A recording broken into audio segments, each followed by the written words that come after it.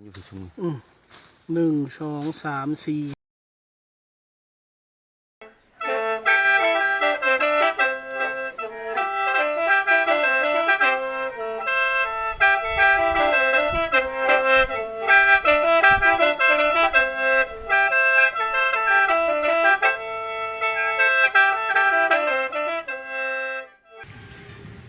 เฮาก็มีด้วยละเสียงทีมงานที่ลงสำรวจเขตประจำปี2020หา2021มีแสงเพชรบัวเงินบุญตื้อสมบัติพ้นพร้อมด้วยพนักงานขันเมืองที่ลงสำรวจประจำฤดูกาลของมัน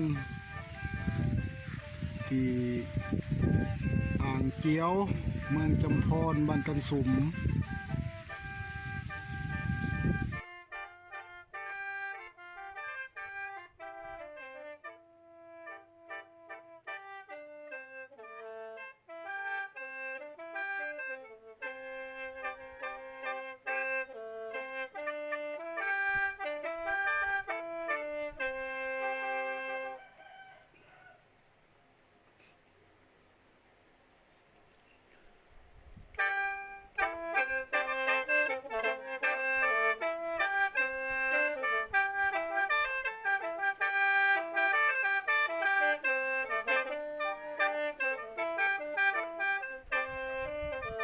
ป่าพักตบป่าหญ้าพี่หมอสิ่งที่พวกเขากำลังประเสริฐหน้ากันอยู่กับกกพักตบหญ้าพี่หมอมีทางเข้าหรือบ่กี้บ่น้อยยังบ่เห็นบ่ยังบ่เห็นทางเข้าบ่โอ้นี่คือน้องตูบน้องเป็นสายน้องคันแท้เลยเนี่ยน้องพอเฒ่าทิพย์บ้านเข่งในเมื่อก่อนนี่คือป่าพักตบสว่าบ้านเฮานี่แหละน่ะป่ากกไข่นุ่นที่หั่งนกกระจอกที่มาเห็ดหั่งใส่อยู่แถวบริเวณนี่แหละมีเป็นจำนวนละลวงหลายแต่ว่าไปฮอดจุดหั่งของมันสิถ่ายภาพให้เบิ่งอีกเทื่อนึง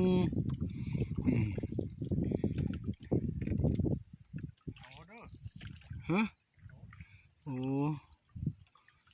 ต่อได้ไหมเนี่ยถ่ายไปเรื่อยๆเลาะหาทางเข่าบ่น้อยบ่เลาะหาทางเข่าไปเบิ่ง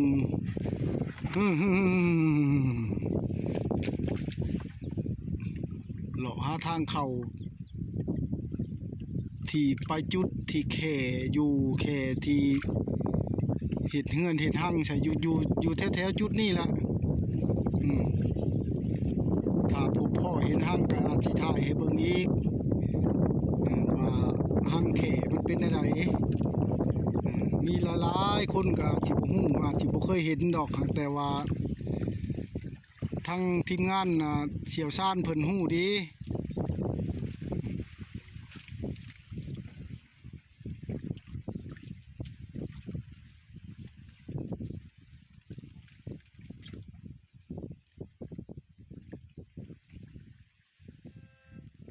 เห็นบ่ทางเข้าบ่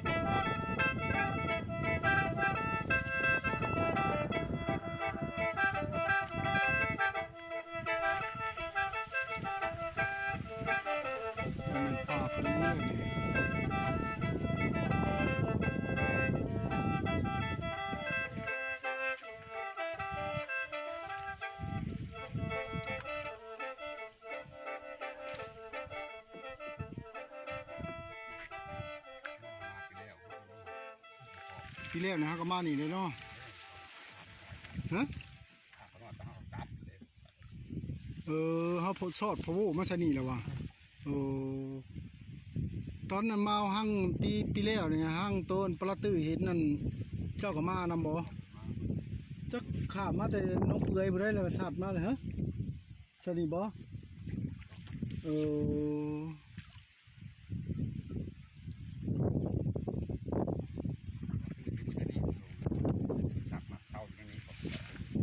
ซีเมนต์ซะแต่ว่าบ่กว้างมาได้บ่อนพายเหือขามคือบ่กว้างปานใดที่มันตัวนี้บ่นี่ใดเด้อมีแต่ต่อได้ไหมมีแต่ต่อเด้อ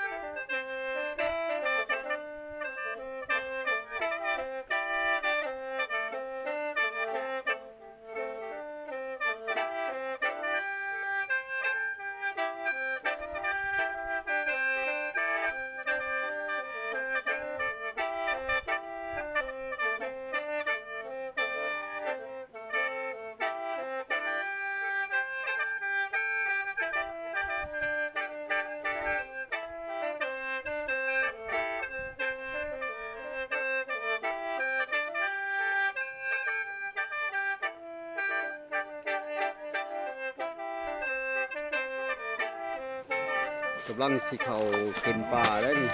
ขึ้นพังบัดนี้เนาะเป็นใจทุ่งนาอะไรก็คือเก่าแล้วเพราะว่าจะชุบมันเก่านี่คือขวบวังอร่อยมาที่ขึ้นใส่ทุ่งนาได้นี่ไร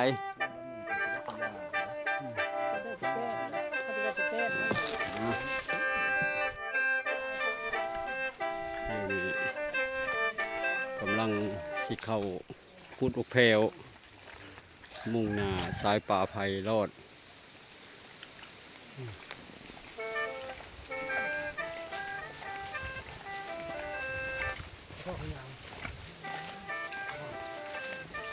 นายก็สันดุบุกเลย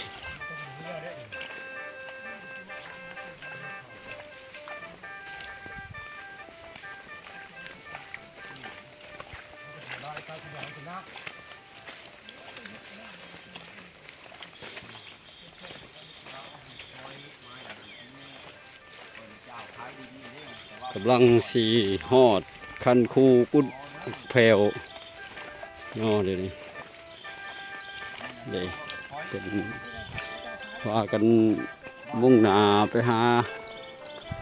ไข่แค่